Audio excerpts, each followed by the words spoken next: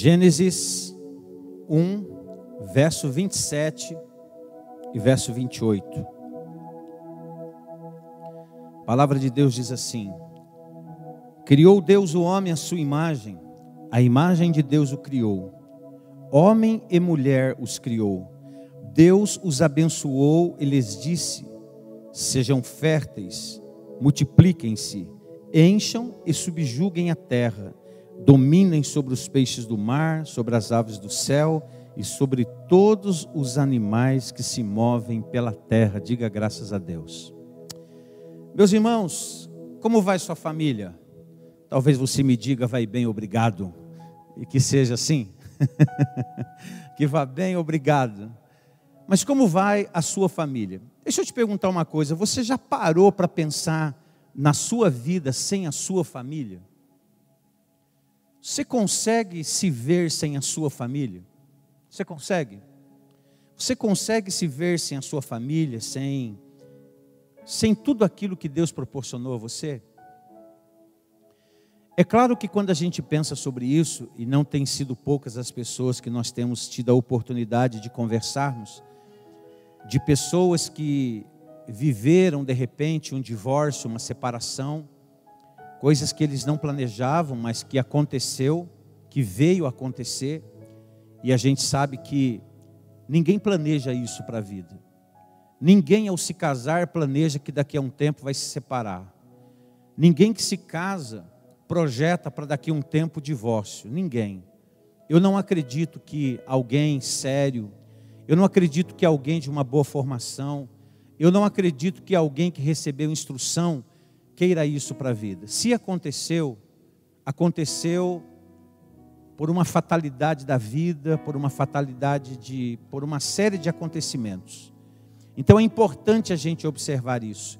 Então veja, todos nós, se você vai concordar comigo, que todos nós somos o fruto, somos o resultado de um homem e de uma mulher que resolveram formar uma família.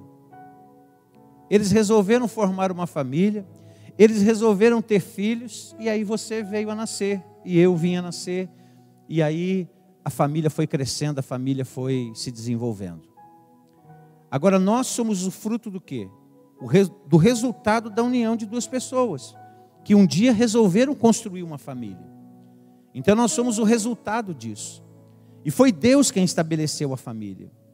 Algumas com sucesso, outras com fracasso, algumas com planos e sonhos, outras nascem sem nenhum planejamento. Há famílias de todo jeito, há pessoas que começam os lares das mais diferentes maneiras. E é claro que a gente ensina para que tudo seja planejado, para que a família seja planejada, que o casamento seja planejado. Por isso que aqui na igreja nós temos um curso para noivos, para aqueles que querem se casar. É feito um curso com eles. E nesse curso é então dado a eles o quê? É falado com eles, é ministrado ao coração deles aquelas coisas que são boas no casamento e aquelas coisas que são difíceis no casamento. A gente tem o costume de dizer que o casamento ele é composto por várias faixas de música, né? E não é toda música que a gente gosta. Às vezes começa a tocar uma música que a gente não gosta muito. Eu lembro muito do disco de vinil, tinha o lado A e o lado B. Quem lembra do disco de vinil ainda? Aí, alguns lembram. Disco de vinil, né? Esse negócio aí, os jovens nem sabem o que é isso direito. Vinil, pastor, disco de vinil, vitrola. Quem lembra da vitrola? Vitrola, olha o nome. É um nome feio, até o nome era feio. Vitrola. Que negócio doido. Eu lembro que o meu pai tinha a vitrola dele era vermelha e azul. Aí ele carregava a vitrolinha. Aí ele abria, ficava a caixinha de um lado. E aquele negócio que tocava o disco ficava do outro. Era muito engraçado. Negócio feio mesmo. Era um negócio. Hoje eu acho feio, né? Naquele tempo era bonito, era bacana. E o disco de vinil tinha dois lados, lado A e lado B, né? Casamento é assim, tem lado A e tem lado B. Às vezes você gosta mais do lado A que do lado B, mas de vez em quando o lado B começa a tocar, e aí a gente tem que ter paciência, tem que ter graça. Enfim, todos nós temos que ter. Isso é para mim, para eu que sou pastor, para para você que é ovelha, para você que é líder, para você que é liderado. Isso acontece na vida de todos nós. Ninguém é de ferro, ninguém é super-homem, ninguém é super-mulher. Não existem super-famílias, existem famílias. Famílias que têm os seus defeitos, que têm as suas dificuldades, não é verdade? É claro que há alguns mitos, né? A nossa sociedade prega coisas que eu não posso concordar piamente. É verdade que há milhares de famílias desajustadas, divididas, mas não é verdade que a família é uma instituição falida. A família não é uma instituição falida, não é. Muito pelo contrário. A família continua sendo abençoada, Deus continua abençoando famílias, transformando famílias, fazendo maravilhas. E é verdade também que o número de divórcios e o número de separações aumenta. É estatístico que a cada 10 casamentos, 4 acabam em divórcio. É estatístico isso, infelizmente é estatístico. Isso tem acontecido. E eu acredito que isso seja fruto até da maneira como estão encarando o casamento nos dias de hoje. Por isso que a igreja, ela preserva a família, ela preserva princípios, porque a igreja preserva as ideias de Deus. Hoje eu conversava com uma jovem senhora, membro da igreja. Ela vai fazer 30 anos de casamento no dia do meu aniversário. No dia do meu aniversário, agora 16 de abril, eu faço 50 anos. E ela vai fazer 30 anos de casada. E aí eu conversava com ela nessa manhã, e aí eu dizia a ela: poxa, quando eu tinha 20 anos, você estava casando, então, poxa, que legal.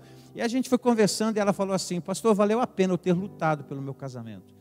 Valeu a pena eu ter batalhado para ter continuado, para ter ido em frente. Eu achei muito legal o discurso dela. A gente foi conversando, e aí a gente acabou entrando num assunto assim, porque ela é da minha geração. Por que a geração de hoje ela tem tido tantos conflitos no casamento? Por quê?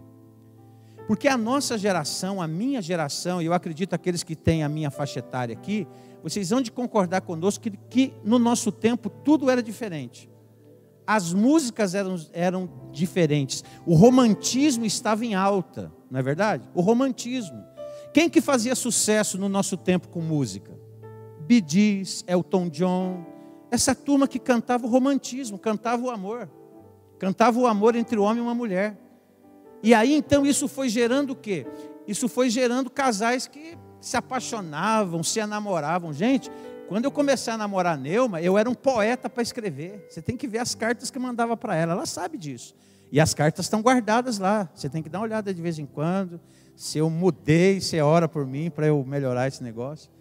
Mas tem um monte de carta lá, e tá todas elas guardadas lá. E eu confesso, às vezes eu subo lá no sótão de casa, e às vezes eu dou uma olhada em algumas coisas, não é? Mas existia isso. O namoro de antigamente, o namoro da minha faixa etária, vamos dizer assim, era um namoro diferente. A gente se olhava e era aquele olhar que queria conquistar o outro. A gente queria conquistar o outro no olhar, no jeito de olhar. E aí, quando a gente olhava um para o outro, a gente disfarçava como se não estivesse olhando. Essas coisas mudaram muito hoje. As músicas mudaram.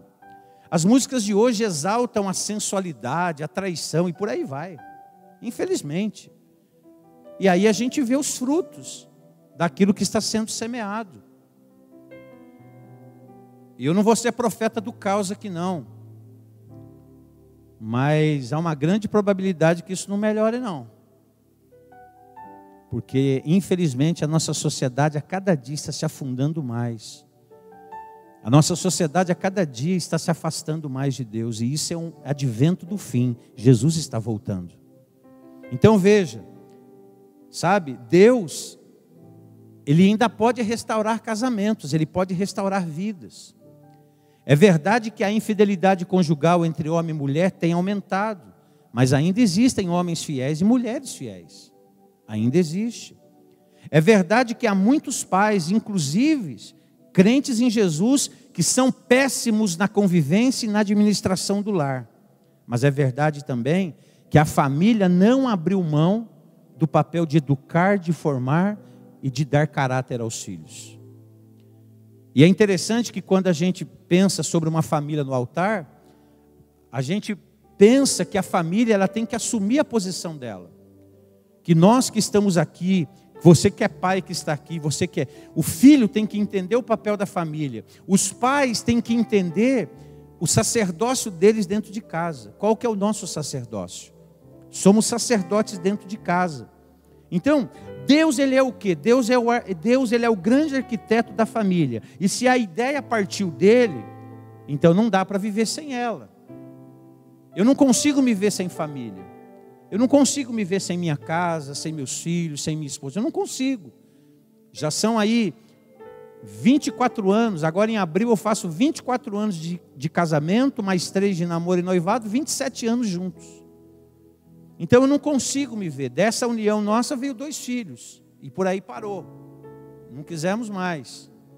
Embora um dia eu encontrei uma pessoa na igreja: pastor, você não vai ter mais filho não? Eu falei: não, a gente não quer não. Mas e se Deus quiser? Eu falei: Deus não quer pela gente, é a gente que tem que querer. Eu já fiz o que tinha que fazer para não ter mais filho mesmo. 2 está bom. Eu quero educar eles bem. Eu quero ajudá-los até onde for preciso e necessário. Então a Bíblia nos apresenta verdades que, sabe, ratificam o fato de que não dá para viver sem família. Eu quero observar algumas coisas com você. Por que não dá para viver sem família, pastor? Por quê? Porque família, ela é abrigo nas tempestades da vida. Ô gente, tem lugar melhor para você se acolher no momento difícil da vida do que na família? Eu lembro como se fosse hoje disso. A Neuma vai lembrar disso. A gente já era casado. Já estávamos casados há um ano e alguns meses. O Felipe havia acabado de nascer. Assim que casamos, depois de 4 meses de casado, nós planejamos o Felipe. Nós vamos agora projetar o nosso primeiro filho, depois de 4 meses de casado. E aí, a Neuma engravidou, o Felipe nasceu. E quando o Felipe nasceu, logo que ele nasceu, o Felipe nasceu com um problema congênito. O peito do pé dele era no chão. Ele teve uma má formação congênita. E aí a gente foi tratando dele durante um bom tempo, até que ele fez uma cirurgia e ficou tudo ok. Mas eu me lembro quando ele nasceu. Quando o Felipe nasceu, logo que ele nasceu, acho que 3 meses ou 3, 4 meses depois que ele nasceu, eu fui demitido da empresa. Eu fui mandado embora. E eu confesso para você que quando eu fui mandado embora, eu fiquei muito triste, né? Falei: meu Deus, e agora? Meu filho acabou de nascer, a gente está começando um casamento, né? Foi muito chato aquilo. Eu me lembro que eu subi para minha casa na época, saí do meu trabalho e subi para minha casa, fui para casa, e eu fui muito entristecido, muito chateado para casa, pensando como que seria. Eu já estava pensando no outro emprego. Quem está desempregado aqui, ou quem já passou pelo desemprego, sabe como é ruim isso. E eu fui criado com muita responsabilidade dentro de casa, enfim, então a gente desenvolveu esse caráter. E aí eu me lembro de ter chego em casa. Quando eu cheguei em casa, a primeira coisa que eu fiz foi falar para a Neuma. Falei: ó, Neuma, fui demitido, não estou mais na empresa a partir de agora. E a Neuma percebeu que eu estava meio chateado com aquilo. Eu me lembro que ela sentou no sofá, eu lembro como se fosse hoje isso. Ela sentou no sofá e ela me deu o colo dela. E eu deitei no sofá e coloquei a cabeça no colo dela. E ela começou a acariciar-me e dizer assim: Deus proverá o melhor para a gente. Fica tranquilo. E eu me lembro que eu me emocionei com isso na época. E ali no colo dela eu chorei. Família é isso. Família é o lugar onde a gente se abriga nas horas difíceis da vida. O nosso lar precisa proporcionar isso. No projeto de Deus, a família é um lugar de amparo e de cuidado. Talvez por isso, quando a gente veja que uma família não está cumprindo esse papel, a gente fique chocado. Porque a família não é um lugar de violência. Família não é um lugar de violentar o outro. Família é um lugar de dar vida ao outro. Família não é um lugar de deformação, mas é um lugar de formação. Família não é um lugar de sofrimento, mas é um lugar de alegria. Olha o que a Bíblia fala: aquele que teme ao Senhor possui uma fortaleza segura, refúgio para os seus filhos. Então a família é um lugar de refúgio. A nossa casa tem que ser um lugar de refúgio, um lugar de bênção. Eu te pergunto, os seus filhos têm um lugar de refúgio, de segurança? A sua família, ela tem sido esse lugar para os membros dela? A segurança na tua casa, a segurança na sua família. Quando as tempestades da vida chegam, a gente precisa de um lugar seguro para se estar. E tem tempestade de todo jeito, gente. Tem tempestade de todo jeito que assola a nossa vida. São tempestades financeiras, emocionais, físicas. São tempestades que sopram na vida de todos nós. E a gente precisa de um abrigo. A gente precisa de um lugar para enfrentar esses dilemas. Como eu falei ainda há pouco, a perda de um emprego. Há dias atrás eu conversava com um rapaz de 48 anos que perdeu o emprego. 48 anos. E ele me perguntava: pastor, será que eu vou conseguir um outro emprego? E eu dizia a ele: olha, eu não sei como é que vai ser, mas de uma coisa eu estou certo: Deus vai prover tua vida. Porque ele é um homem de Deus, ele é uma pessoa de Deus. E Deus vai ajudá-lo. Porque a Bíblia diz, através de Davi, que Davi foi moço, chegou a ser velho, mas nunca viu um justo desamparado. Nunca. Então Deus vai amparar esse homem, Deus vai amparar essa pessoa. Então a gente precisa de um abrigo quando a gente enfrenta essas coisas. Precisamos de um abrigo quando a gente fracassa. Quem aqui já não provou de fracasso na vida? Quem de nós aqui que já não se sentiu fracassado em alguma instância? Quem de nós? Quem de nós aqui que já não se sentiu derrotado em algum momento? Quem de nós? Todos nós já nos sentimos assim, por melhor que você seja. Por melhor que eu seja, por mais competência que a gente tenha, há um momento na vida que a gente se sente pequeno, que a gente se sente frustrado. Você sabia que isso acontece com o pastor também? Você sabia disso? Você sabia que tem horas que a gente está pregando aqui, e a gente desce desse lugar aqui, os pastores que estão aqui, já não aconteceu com vocês de pregar e de vocês descer frustrado, não consegui passar nada daquilo que estava no meu coração? Quarta-feira eu saí daqui assim, gente. Mas aí eu fiquei feliz, sabe por quê? Porque eu fui caminhar hoje, meti o fone no ouvido, eu ouvi a mensagem e eu vi que foi bom. Eu falei: não é como eu pensei não, porque na hora eu tive essa impressão. Na hora eu, puxa vida, fracassei, não consegui ser o que eu queria. Puxa, como é triste isso. É muito ruim isso. Então a gente precisa de um abrigo quando a gente fracassa, e não tem nada melhor do que a sua casa para isso. Gente, o lugar que eu mais gosto de estar, depois de estar aqui na igreja, que eu gosto de estar aqui, é na minha casa. Em terceiro, campo de futebol, Nelson. O Nelson me olhou ali até riu. São 3 lugares que eu gosto de estar. Eu gosto de estar na minha casa, na igreja e no campo de futebol jogando uma bola. Eu gosto. Gosto demais disso. Agora a casa, ela é um lugar de refúgio. A casa da gente tem que ser um lugar precioso. Por isso que você tem que investir na sua casa. Não importa quão simples ela seja, mas você tem que investir nela. Nenhum investimento na sua casa é um investimento perdido. Invista na sua casa. Invista no colchão que você dorme. Você sabia disso? Invista no colchão que você dorme. Se você tiver que gastar dinheiro com alguma coisa, gaste com um colchão. Você fica de 6 a 8 horas deitado nele. E se você é casado, você fica com a sua esposa. Olha que beleza. É ou não é? Invista nisso. Invista na sua sala. É o lugar onde a família se reúne. Antes de casar, tinha uns irmãos que tinham uma casa muito bacana aqui na cidade de Edson. E quando a gente visitava a casa deles, eles tinham um lugar que eles chamavam de ninho. Era o ninho. E para lá ia toda a família para o ninho. Eu quis fazer um ninho lá em casa, só que não deu certo. Eu era solteiro ainda, né? E eu vi essas coisas, falei: que legal, meu putz, quando eu casar, tiver uma família, eu vou fazer um ninho lá em casa. Aí eu quis fazer o ninho lá no sótão, mas ninguém vai. Só eu que vou para lá. O ninho está solitário, só vou eu para lá. Eu parei de ir, só de raiva. Eu não vou mais para lá.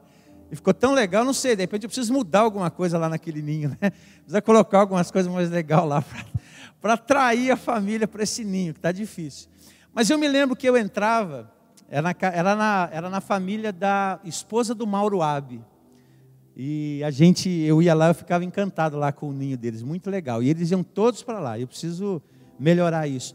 Mas era um lugar tão gostoso de se estar, a sala de casa. A sala não é um lugar precioso, fala a verdade, é ou não é?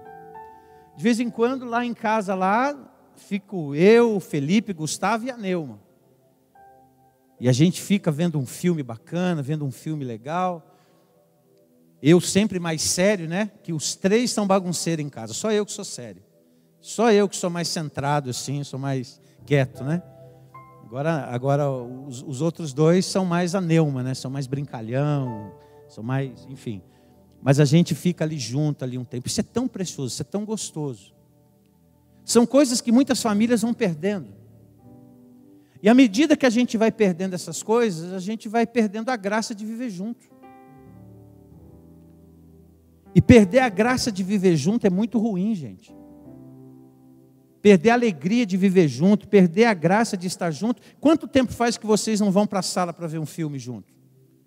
Quanto tempo faz que vocês não acessam a Netflix lá, sei lá, porque hoje acabou, né, DVD, essas coisas não existem mais, agora é Netflix. Você vai lá e coloca a Netflix e vai assistir um filme com a sua família. É legal, é bacana, sabe? Fazer isso, uma hora ou outra, é legal, porque a sua casa tem que ser um lugar de alegria. Eu já devo ter perguntado para os meus filhos, filho, quando você está fora de casa, você tem alegria em voltar para cá? Eu já devo ter perguntado isso para os meus filhos. E ter ouvido deles, olha, pai, eu gosto de estar em casa. Porque é a tua casa. E às vezes, gente, eu confesso para você que a gente tem que se policiar. Lembra da minha última mensagem aqui? Eu falei sobre João capítulo 2 e eu disse o seguinte. Eu falei que você tem que ser ligeiro para perceber quando o tanque emocional da tua casa estiver baixo. Porque às vezes, gente, nós somos os responsáveis pela nossa casa ser um lugar de alegria ou um lugar de tristeza. Porque às vezes a gente se torna tão chato dentro de casa que não tem alegria de ficar dentro de casa, porque a gente é chato. Não é verdade? Às vezes a gente é chato com as nossas cobranças, com as coisas que a gente quer. Você imagina eu. Os meus filhos falam que eu tenho toque. Eles falam que eu tenho toque, porque eu gosto de tudo arrumadinho, bonitinho, belezinha. Eles falam isso para mim direto. E não foram poucas as vezes que eles falaram para mim, pai, você está muito chato.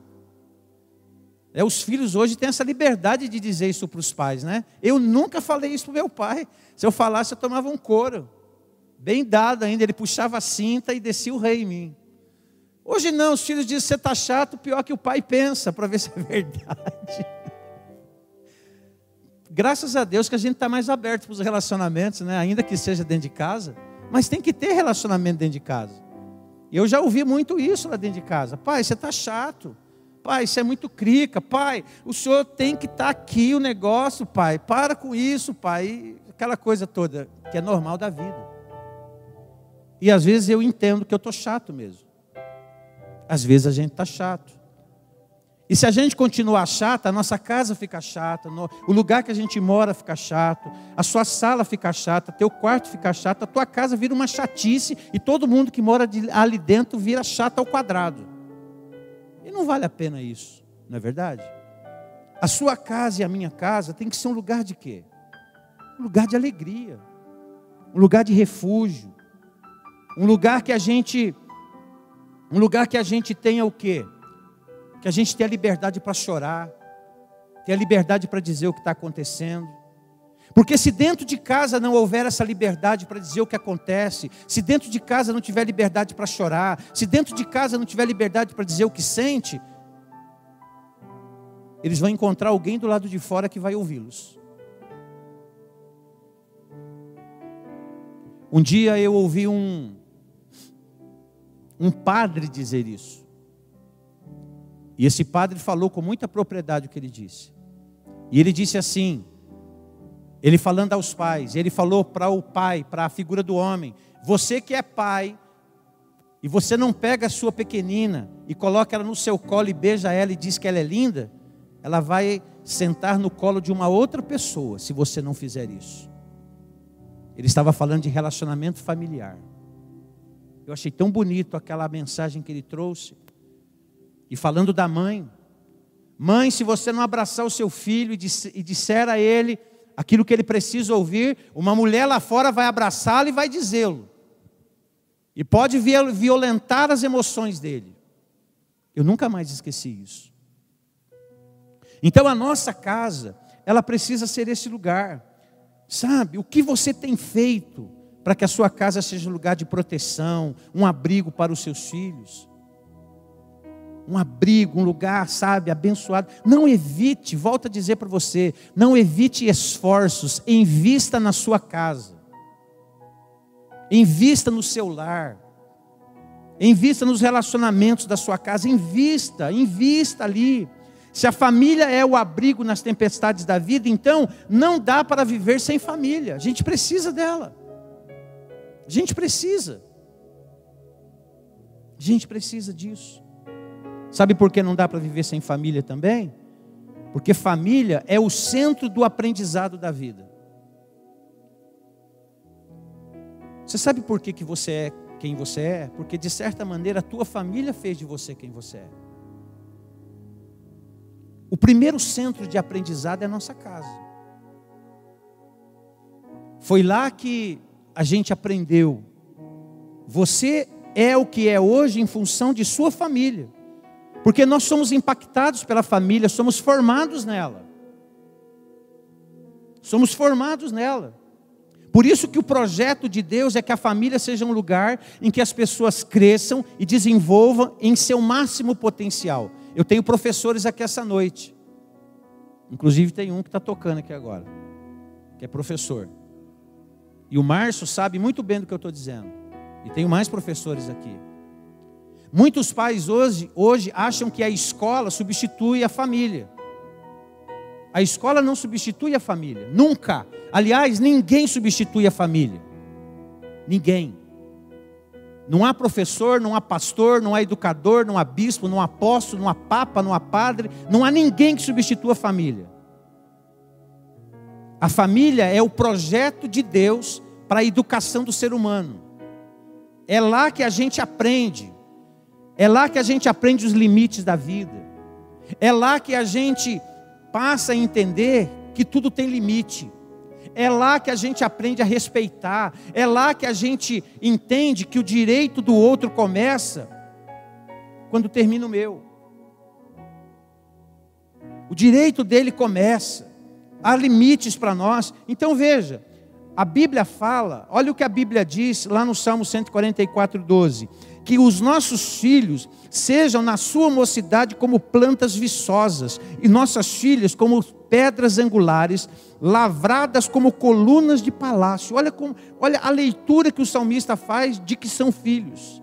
Plantas viçosas, colunas, sustentação de um prédio, sustentação. A Bíblia às vezes compara o lar, gente, o lar a um jardim, um lugar onde as pessoas crescem. O lar, a família é para isso, é para as pessoas crescerem. É no lar que a gente cresce. Foi constituindo família que eu cresci muito. Foi sendo educado dentro de casa que eu vim desenvolvendo minha vida. A família sempre será um lugar de aprendizado, um lugar de crescimento. E a gente não pode procrastinar isso, ou seja, deixar para amanhã o que a gente precisa fazer hoje. Os pais precisam participar da vida dos filhos. Os pais precisam ensinar os filhos. Os pais precisam pegar no pé dos filhos se necessário for. E é interessante que para cada tempo existe uma pegada. E a gente precisa entender qual é a pegada do dia de hoje. Você não pode querer tratar um jovem de 18 anos como se ele fosse um adolescente de 12. Você não pode tratar um filho solteiro dentro de casa que tem seus 24, 23, 22, 25 anos como se ele fosse um menino de 18. Não. Então, as etapas da vida exigem de nós o quê? Uma pegada diferente. E se a gente, nas etapas que os filhos forem crescendo, a gente fizer como se deve fazer, a gente não vai ter problema com eles. Eles vão crescer entendendo tudo direitinho. Relacionamentos. Onde que a gente aprende a se relacionar, gente? Onde que a gente aprende a se relacionar? A princípio. Onde que a gente aprende? Dentro de casa. É dentro da nossa casa que a gente vai aprendendo a se relacionar. É dentro de casa que você vai aprender. E a gente vai aprendendo a que medida? Aprendemos a nos relacionar com as pessoas dentro de nossa casa. É ali dentro que começam os nossos primeiros relacionamentos. É por isso que eu volto a dizer o papel do pai e da mãe. Todas as vezes que o seu filho cometer um excesso, você tem que falar para ele: epa, você está excedendo. Você está excedendo. Não é assim que se diz, não é assim que se fala. Então todo relacionamento bem sucedido precisa começar onde? Dentro de casa. Se dentro de casa existe um bom relacionamento, quando sair para fora, vai se relacionar bem. Vai ter um bom andamento. Caráter. Caráter, muito do que você é, porque caráter não é uma coisa que a gente ensina. Caráter é o que a gente transmite. Caráter a gente transmite. O nosso caráter foi transmitido de alguma maneira pelos nossos pais, pelo exemplo deles, pelo comportamento deles, pela maneira deles de se comportarem. Então, muito do que você é, você herdou de seus pais. Volto a dizer que caráter não é algo que se senta e se explica. Olha, você tem que ter caráter. Não é isso, mas é algo que vai se absorvendo com a convivência. Sabe com quem eu aprendi a ser honesto? Com meu pai. Meu pai não me disse: você tem que ser honesto. Eu via na conduta dele que eu tinha que ser honesto. Eu percebia na conduta dele que eu tinha que ser honesto, que eu tinha que ser uma pessoa honesta. E ele me passou esse valor. Nós, filhos, quando éramos menores, a gente observava. E se você colocar a tua memória para funcionar, você vai ver que você sempre observou seus pais. Eu sempre observei meus pais. Eu observava o comportamento do meu pai, o comportamento da minha mãe. Não é novidade isso para você. O meu pai, antes de se converter a Cristo, meu pai era alcoólatra. Eu vi meu pai bêbado muitas vezes. Eu nunca coloquei um gole de álcool na minha boca. Nunca. Sabe por quê? Porque eu via minha mãe chorando porque ele bebia. E eu comecei a entender que beber não era bom. Eu comecei a entender que fumar não era bom. Então eu nunca bebi, nunca fumei. Graças a Deus. Embora o meu pai fumasse e bebesse. E minha mãe só fumava. Até que Jesus entrou e aí libertou os dois. Mas eu lembro, eu nunca quis beber. Me ofereceram bebida. Eu saía com os amigos, os caras: não bebo, não fumo. E depois que me converti, nem bebia, nem fumava, nem falava palavrão. Liberto, graças a Deus por Jesus. Mas eu me lembro que o meu pai, quando ele bebia, eu via minha mãe, eu falava para mim: nunca vou beber, minha mulher nunca vai chorar por causa disso. E eu tinha em mente o seguinte, que eu nunca iria fazer minha mulher chorar, porque eu via minha mãe chorando. Eu não vou fazer isso com a minha mulher, não. E eu tenho tentado fazer isso. Talvez a Neuma já chorou, porque talvez eu tenha sido duro em alguma instância. Mas porque eu fiz mal para ela, não. E eu vi esse comportamento. Aquilo que a minha mãe falava pesava muito em mim, porque eu tinha senso de justiça. Ou seja, a gente começa a perceber quem está errado e quem está certo. A gente só não fala, que a gente não quer se meter, mas a gente sabe. Então esses valores vão sendo passados. Por isso que é importante, você que diz que está sozinho no reino: pastor, só eu em casa. Você é fundamental, fica firme. E reflita o caráter de Deus lá dentro. Sabe? Os nossos filhos estão observando a gente.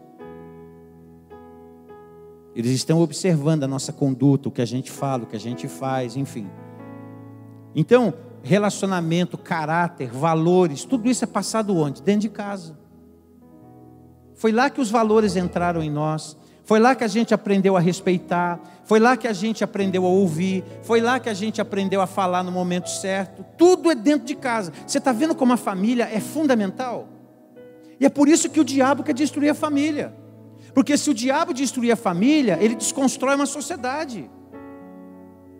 Por isso que ele está tentando destruir a família. Ele está querendo colocar na cabeça das pessoas que esse modelo de família que Deus colocou, esse modelo heterossexual, é um modelo ultrapassado e que é um novo modelo de família. Não há novo modelo de família.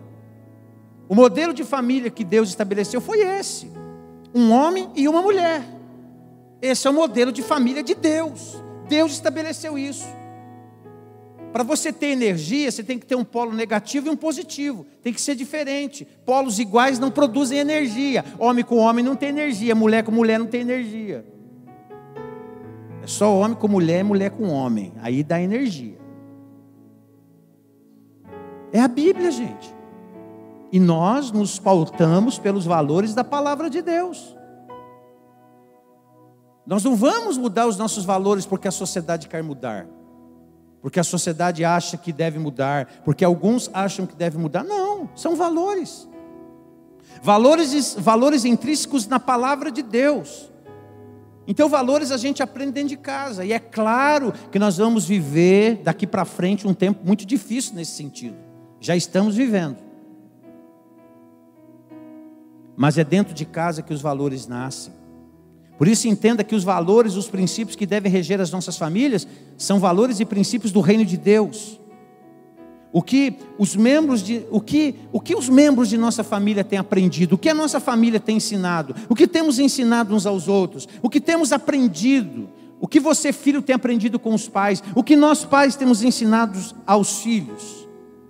É para a gente pensar sobre isso. O que estou ensinando na minha família sobre Deus?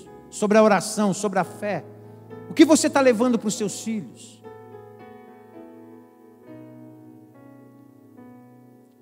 Eu vou dizer uma coisa para você aqui. A igreja vai perdendo os jovens à medida que os pais vão perdendo os filhos. Você sabia disso? A igreja vai perdendo os jovens à medida que os pais vão perdendo os filhos. E eu acredito no que eu vou lhe dizer, que nós pais vamos perdendo os filhos à medida que a gente não cuida da nossa espiritualidade e não observa deles. A responsabilidade é grande. Diga, a responsabilidade é grande. Sabe, você tem que perceber seus filhos. Tem que perceber. Deuteronômio diz assim, ó, que todas essas palavras ensinem-as com persistência a seus filhos. Converse sobre elas quando você estiver sentado em casa, quando estiver andando pelo caminho, quando se deitar e quando se levantar. Está falando para você inculcar no seu filho. Você que tem filhos aqui pequenos, inculque neles. Eu estava falando aqui que nós teremos, domingo à noite eu vou estar pregando em Mogi, e a banda dos jovens da igreja vai estar indo comigo. Eles vão tocar e eu vou pregar lá. E todos os meninos que vão tocar lá foram meninos que cresceram aqui na igreja desde pequenininhos. Gente, que alegria isso. O Jairo foi líder deles um tempão como adolescente. O Batata levantou a banda deles e ensinou eles. Batata gastou tempo com eles. E esses meninos estão gravando um CD. O CD está ficando show. E a igreja toda vai prestigiar esses meninos. Porque eles são jovens que cresceram aqui dentro. E sabe por que eles tiveram êxito? Porque os seus pais tiveram êxito. Porque os pais de alguma maneira estão ensinando esses valores a eles. Entenda isso. O nosso problema de pai, sabe qual é? É querer fazer de nosso filho nosso melhor amigo. Nosso filho não é nosso melhor amigo, nosso filho é nosso filho. Ele é filho. O melhor amigo dá muita moleza. O melhor amigo não pega no pé. O melhor amigo, vai que ele fica chateado comigo. Eu nunca tive medo dos meus filhos ficar chateados comigo. Quer ficar chateado, fica, mas vai ouvir. E eu falo na boa, cheio de graça. Graça e verdade. E graças a Deus, até agora os dois estão na presença de Deus, estão comigo. E o meu desejo é que eles fiquem comigo o resto da minha vida. E na presença do Senhor. Agora, ensine-as com persistência. Converse sobre isso. Sente-se em casa, fale sobre isso. Quando você estiver andando pelo caminho, fale. Você está vendo, gente? Olha, eu quero dizer o seguinte: não vá desequilibrar a sua vida. Isso daqui fala de equilíbrio. Tem equilíbrio. Tem hora para tudo. Você já não ouviu falando aqui que tem hora de você sentar com a sua família e assistir um filme lá na Netflix? Eu não disse isso? Essa é a hora de você ver o filme, de você se divertir, de você...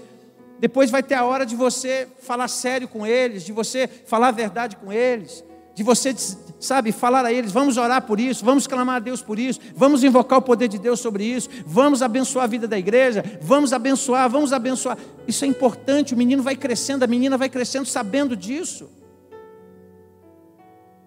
Sabe, são lugar de valores. É lá dentro de casa que eles começam a gostar da igreja, começam a amar a igreja, sabe onde os seus filhos começam a gostar do pastor? Lá dentro da sua casa. Se você fala mal de mim lá, eles vão me detestar. Se você fala bem de mim, eles vão me amar. E eu sei que tem gente que janta pastor. Tem gente que gosta de falar de pastor. E eu não sei porquê, né? Eu nunca falei muito pelo contrário, dentro de casa eu falo bem de pastor. Fui no cinema ontem assistir o filme do Bispo Edir Macedo. Saí de lá abençoado. Gostei do filme. Saí de lá com vontade de fazer mais coisa. Muito bom de ver a história dele. Já conhecia, mas fui lá ontem. Querido, querida, sua casa, minha casa, nossa família tem que ser um lugar de valores. E para encerrar, não dá para viver sem família, sabe por quê? Porque lá é o lugar de você aproveitar a sua vida. Lá é o lugar de aproveitar a vida. Gente, nossa casa tem que ser um lugar de curtição, de bênção. Tem que ser um lugar de alegria, volto a dizer. Tem que ser um lugar abençoador. Sabe, um lugar de alegria. Ei, como que é a sua casa? Como que é a sua casa? É um lugar de alegria? Às vezes a moçada da igreja vai lá em casa. Tem alguns irmãos também que estão sempre recebendo os jovens da igreja em casa. Quando os jovens da igreja vão em casa lá, eu só dou um toque para eles: gente, eu estou subindo, estou indo dormir, maneira aí o barulho, tá? Faz favor, fica de boa e pode conversar, pode ficar até a hora que vocês quiserem aqui. Vocês estão em casa, vocês estão na bênção, mas eu durmo aqui, meu quarto é em cima da sala, lugar que vocês estão. E aí eles maneiram. Quando eu acordo com barulho, eu passo uma mensagem para o Felipe. Aí o Felipe passa para a turma: meu pai falou para baixar o tom aí, que é jovem. E eles vão para casa, ficam lá. E eu gosto quando eles vão em casa, porque a nossa casa, ela tem que ser esse lugar. Família, a nossa casa tem que ser um lugar de diversão, um lugar para sorrir, um lugar para festejar, um lugar para aproveitar a vida, um lugar para você ter o prazer de estar. Mas muitas casas não são assim. Eu vivi um tempo na minha família, gente, que era ruim entrar dentro de casa. Eu vivi um tempo em casa, quando meu pai bebia, que eu fingia que estava dormindo. Eu fingia que estava dormindo. Para o meu pai chegar e não ficar querendo arrumar problema para mim. Era garoto, mas eu fingia que estava dormindo. E eu acho interessante que você sabe que quem bebe, ele tem 3 personagens, né? Quem bebe ou vira leão, quer brigar com todo mundo, ou ele vira palhaço, quer fazer graça para todo mundo, ou ele vira ovelhinha, chega bêbado e vai dormir. O meu pai não era nem leão, e ele não era nem ovelhinha que ia dormir. Meu pai ficava engraçado. Mas chegava uma hora que a graça ficava chata, porque era uma graça que vinha da bebida. Era uma excelente pessoa, mas quando bebia, não era bom. Eu me lembro direitinho disso. Eu fingia que estava dormindo. não tinha alegria de estar em casa. Verdade, era garoto. Quando Jesus entrou na nossa casa, a nossa família mudou. Aí eu tinha alegria de estar em casa. Porque minha mãe mudou, meu pai mudou, meus irmãos mudaram, minha família mudou. Jesus chegou e transformou a minha casa. Aí a minha casa ficou um lugar gostoso de se estar. Ah, pastor, olha, a minha família era muito gostoso de se estar mesmo sem Jesus. Graças a Deus. Graças a Deus, tem família assim mesmo. E graças a Deus por isso. Agora, a nossa casa tem que ser esse lugar. Há muitas casas que o encanto de ser família acabou. Há famílias que estão caminhando pela vida sem alegria, sem vinho de alegria. Há lares que estão vivendo o quê? O drama da dor, do ressentimento, da mágoa, da falta de perdão. Quantos e quantos que não se conversam mais, que não se olham mais nos olhos? Quantas pessoas assim? Quantos pais que estão sofrendo com desajuste entre irmãos? Quantos pais? Quantos pais que choram porque os filhos não se dão bem, porque os filhos não se conversam? Eu ministro sobre o coração desses dois garotos aí, ó. Vocês precisam ser amigos um do outro a vida toda. Eu não sei quem de vocês vai ganhar mais dinheiro, mas quem ganha mais ajuda quem vai ganhar menos. Sejam amigos um do outro, sejam abençoadores um do outro. Deus estabeleceu vocês para isso, para viverem bem. Eu tenho 2 filhos, então fica mais fácil de conversar. Vocês têm que se ajudar.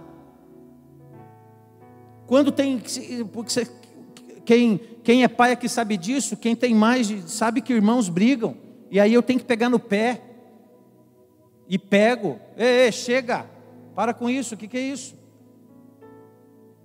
Eu não era assim com os meus irmãos, por que vocês dois têm que ser? E pego no pé, sou chato. Eu sei que todos os irmãos têm uma encrenquinha um com o outro. O que não pode ter até mágoa, ressentimento. Tem que tratar essas coisas. Não dá para viver sem a família, porque lá é um lugar de se aproveitar a vida. Como é que é a tua casa? Como é que está a tua casa? Há pais, há filhos, há cônjuges feridos, machucados, desiludidos com a família, desiludidos com a relação. Há tempos atrás, conversando com uma pessoa, ela falou para mim, ela falou: pastor, minha casa parece uma Bósnia. Porque era a época lá que tinha aquela guerra terrível. É a faixa de Gaza. É conflito todo dia. Todo dia tem briga, pastor. Eu e meu marido, a gente vive para brigar. E eu estou junto por causa dos meus filhos. Que triste isso. Que ruim de ouvir isso. Olha o que a Bíblia fala, Eclesiastes 3:9. Aproveita a vida com a mulher que você ama, para quem é casado. Aproveita a vida. Aproveita a vida com a mulher que você ama. Aproveita a vida com o homem que você ama, mulher. Aproveita a vida. Sabe?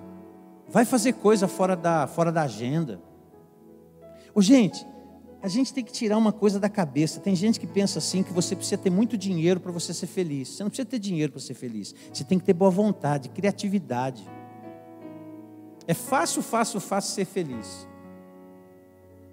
É fácil. Não é difícil, é fácil. Aproveita a vida então. E ele diz mais, Provérbios 5:18: portanto, alegre-se com a sua mulher, seja feliz com a moça com quem você se casou. Olha só, falando de casamento. Salmo 127, verso 3: os filhos são herança do Senhor, uma recompensa a quem Ele dá. Filhos são herança do Senhor. O que você vai fazer com essa herança? Usa ela para a glória de Deus, melhora ela. Os versos, esse verso que eu li aqui para você, ele tem um contexto o quê? Familiar, de família. Gente, a nossa família pode ser melhor, a sua família pode ser melhor, e à medida que ela vai sendo melhor, tudo vai ficando melhor. Ah, pastor, essa não é a minha realidade, mas é por isso que você está aqui, para tentar mudar isso, através da fé, da oração, da entrega, através da atitude que você vai ter após escutar tudo que você está escutando. Porque as coisas começam a funcionar na vida, não é quando a gente escuta, é quando a gente ouve e pratica. Aí as coisas funcionam na vida da gente. As coisas dão certo. As coisas vão caminhando bem. Então não dá para viver sem família. A família não foi criada para trazer peso. Ela não foi criada para trazer peso. Quando eu estava para me casar, os amigos da empresa, né, que não conheciam a Cristo, falavam para mim: e aí, Ronaldão, vai se enforcar? Eu falei: eu não. Eu vou casar e vou viver bem, cara.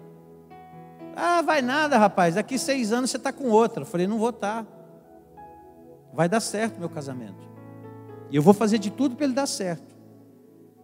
Mas e se não der? Eu falei: assim, eu não trabalho com a possibilidade de não dar. Eu trabalho com a possibilidade que vai dar.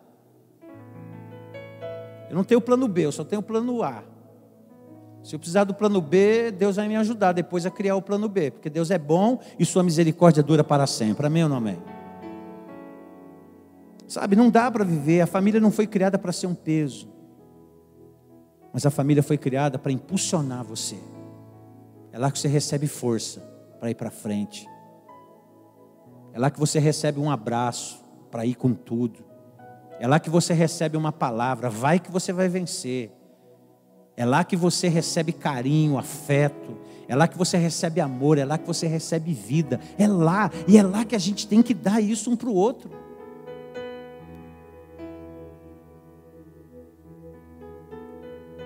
Eu vou contar um testemunho aqui, gente.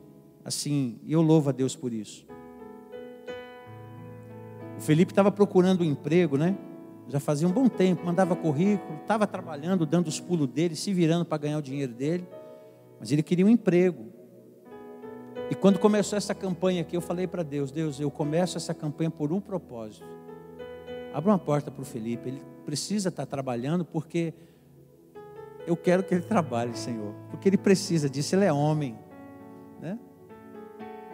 Ele até falou para mim: ô pai, está contente que eu estou? Claro, meu filho, você é homem, você vai ter família, você vai ter esposa, você vai ter filhos lindos, vão ser meus netos. Eu quero que você trabalhe, filho, que Deus te abençoe, que você ganhe muito dinheiro, Jesus seja com você. É isso que eu quero para você. E ele conseguiu um emprego, né? E eu fiquei muito feliz com isso. Mas foi um dos propósitos que eu coloquei aqui, ó, minha família no altar. Eu falei: Deus, abre uma porta para o meu filho. Ele nem sabe disso, ele está sabendo agora. Eu falei: Deus, abre uma porta para ele. A Neuma já estava posicionada, já faz tempo sobre isso, em oração. Aí eu falei: Senhor, eu estou te pedindo isso agora. Porque até então eu não tinha falado muito sobre isso com Deus, não. E agora a gente vai colocando propósitos diante de Deus. E Deus vai nos honrando. Então, gente, a nossa casa, a sua casa, ela foi levantada por Deus para um encorajar o outro. Encoraje seus filhos, encoraje seu cônjuge, encoraje sua família, sabe? Que a sua família seja uma incubadora de motivação, que a sua família seja um lugar fértil, onde venha nascer uma série de coisas boas, sabe? Irmãos, eu partilho vida. Eu sempre falo isso, que eu partilho vida. Eu partilho as experiências que eu venho vivendo na vida. E lá dentro de casa, hoje eu tenho um menino de 17 e um de 22. Mas a gente cresceu tentando viver isso que eu estou falando para você. A Neuma está na minha frente, ela sabe disso. Ela sabe que isso é verdade. Ela sabe que eu faço de tudo e mais um pouco para que o nosso lar seja um lugar melhor. Eu invisto em casa, eu invisto lá na minha casa, eu invisto para eles terem a alegria de estar em casa. E eu, às vezes, peço perdão para melhorar ainda mais o nosso relacionamento dentro de casa. Porque eu sei que é ali que é o meu porto seguro, é ali que depende aquilo que eu sou aqui. Se você dentro de casa, você tem sucesso, você vai ter sucesso em todo lugar. Sabia disso? Se você tiver sucesso dentro da sua casa, quando eu falo sucesso dentro de casa, eu estou falando em satisfação. Sucesso é isso, é satisfação aqui dentro de casa. Aí você vai refletir nas outras áreas da sua vida isso. Você vai refletir. Você vai ter paz, você vai ter alegria, enfim. Você vai viver isso. Então que a sua casa não seja um lugar de amputação, onde se amputa sonhos. onde se amputa a perna de quem está correndo. Sabe a pessoa que está correndo, vai lá alguém e quebra as pernas dela para não correr. A sua casa não pode ser um lugar assim. Sua casa tem que ser um lugar diferente. Sua casa tem que ser um lugar de estímulo, de sonhos. Quando o seu filho estiver sonhando muito alto, olha para ele. É isso aí, meu filho. Deus é bom. Deus pode. É mesmo, pai? É. Porque às vezes sonha alto demais. E você, meu Deus, que sonho é esse? Mas o José tinha sonhos altos demais. Tinha ou não tinha? Tinha. José tinha sonhos que eram altos demais. Então que a sua casa não seja um lugar de amputação, de anulação. Que a sua casa não seja um lugar onde as pessoas percam a identidade, mas que ela ganhe identidade. Que ela saiba quem ela é. Então por que não dá para viver sem família, pastor? Primeiro, porque ela é um abrigo contra as tempestades da vida. Porque a família, ela é o centro do aprendizado para toda a vida. Porque a família é o lugar de aproveitar a vida. Queria que você ficasse de pé.